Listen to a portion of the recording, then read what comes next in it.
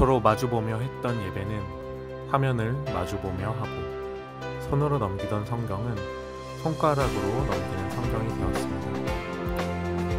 신앙생활의 모습은 달라졌지만 신앙생활의 본질은 변하지 않았습니다. 각자의 자리에서 묵상합시다. 3월 31일 목요일 사순절 말씀 묵상 함께 나눌 말씀은 마가복음 11장 15절부터 33절까지 말씀입니다. 마가복음 11장 15절부터 33절까지 말씀입니다. 제가 하나님의 말씀 봉독하겠습니다.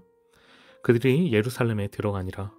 예수께서 성전에 들어가사 성전 안에서 매매하는 자들을 내쫓으시며 돈 바꾸는 자들의 상과 비둘기 파는 자들의 의자를 둘러 엎으시며 아무나 물건을 가지고 성전 안으로 지나다님을 허락하지 아니하시고 이에 가르쳐 이르시되 기록된 바 내 집은 만민이 기도하는 집이라 칭함을 받으리라고 하지 아니하였느냐.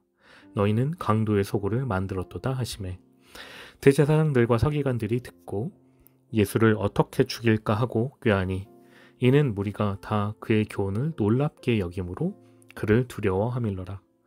그리고 날이 저물매 그들이 성 밖으로 나가더라.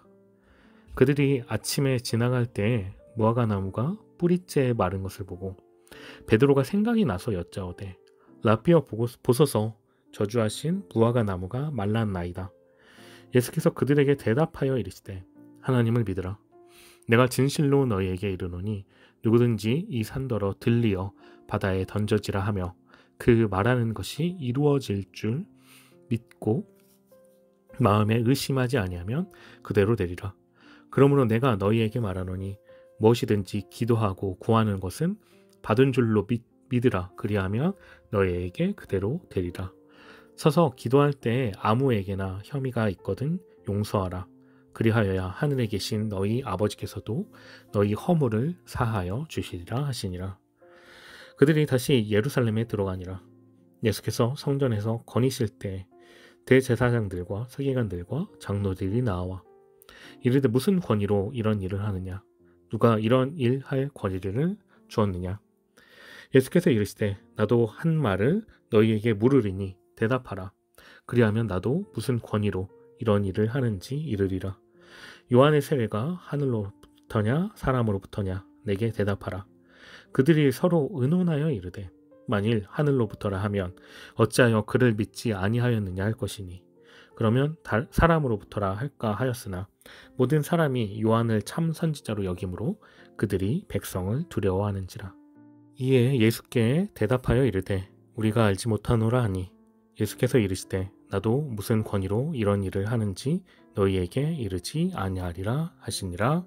아멘.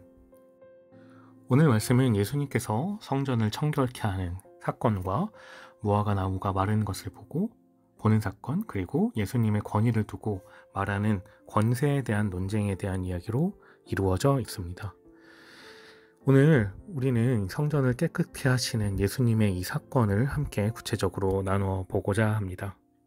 이 성전 청결에 대한 사건을 이야기하기 전에 무화과 나무 저주에 대한 이야기를 연결해서 보길 원합니다.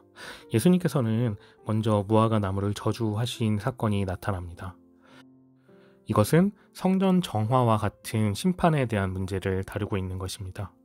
무화과 나무의 이야기가 사실 어제 말씀부터 오늘 말씀이 무화과 나무가 마르는 장면까지 직접적으로 나타나는데 이 이야기는 성전에 대한 심판을 상징하는 것이었습니다. 아무런 열매 없는 유대교가 하나님의 심판을 받을 것이라는 것을 암시해 주고 있습니다.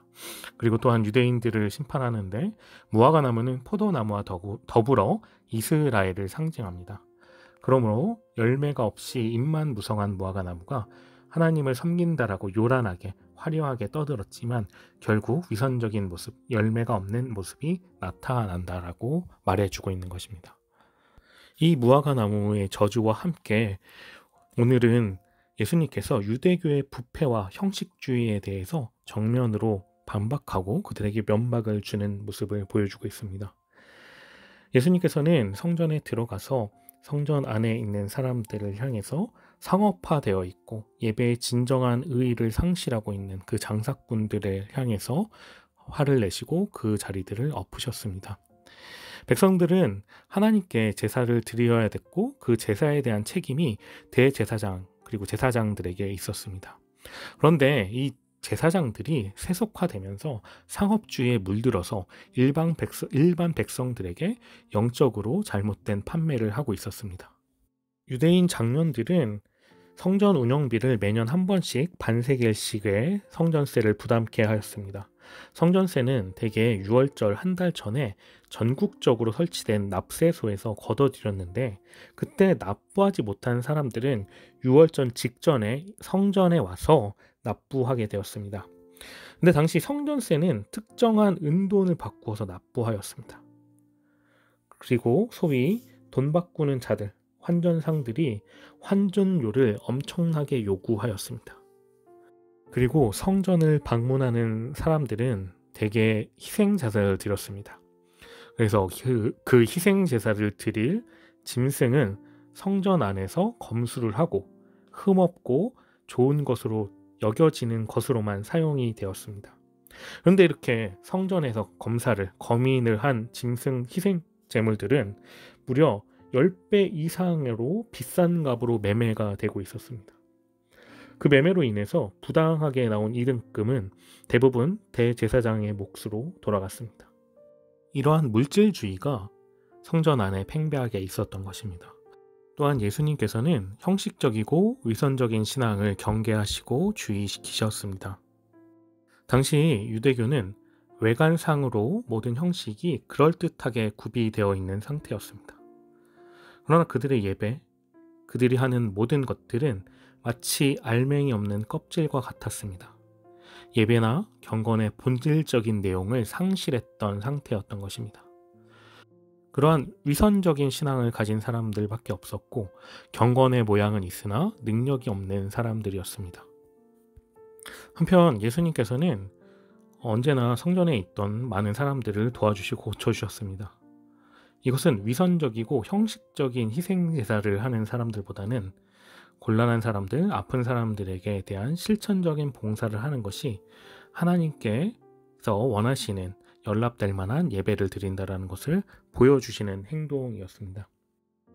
오늘 예수님께서 보여주는 이 메시지는 우리의 신앙의 본질을 다시 한번 깨닫게 합니다. 아무런 생명력 없이, 영적인 능력 없이 형식에만 치우치는 종교적인 행사, 종교적인 모습에 빠지지 않도록 이끌어 주십니다. 우리가 예배를 하고 봉사하며 섬기는 모든 것들 가운데 우리의 중심이 무엇인지 다시 한번 깨달아야 합니다. 오늘 말씀 가운데 나오는 열매 없는 무화과 나무가 결국 저주를 받아 말라 비틀어졌던 것처럼 우리의 신앙의 모습, 우리의 그리스도인으로 살아가는 삶의 모습 가운데서 하나님의 열매가 맺혀지는 귀한 삶을 살아나가길 간절히 소망합니다.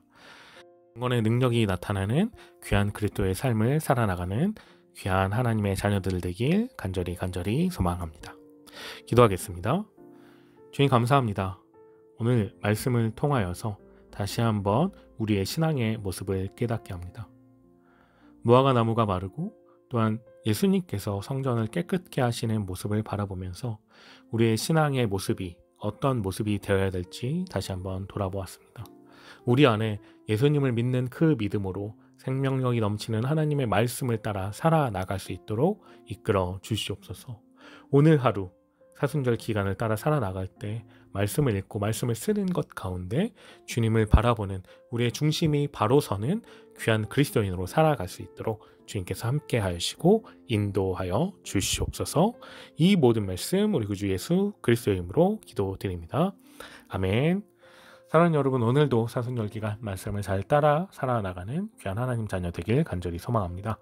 3월 31일 마지막 날, 오늘도 하나님 안에 평안하길 기도하겠습니다. 우리 내일 만나요.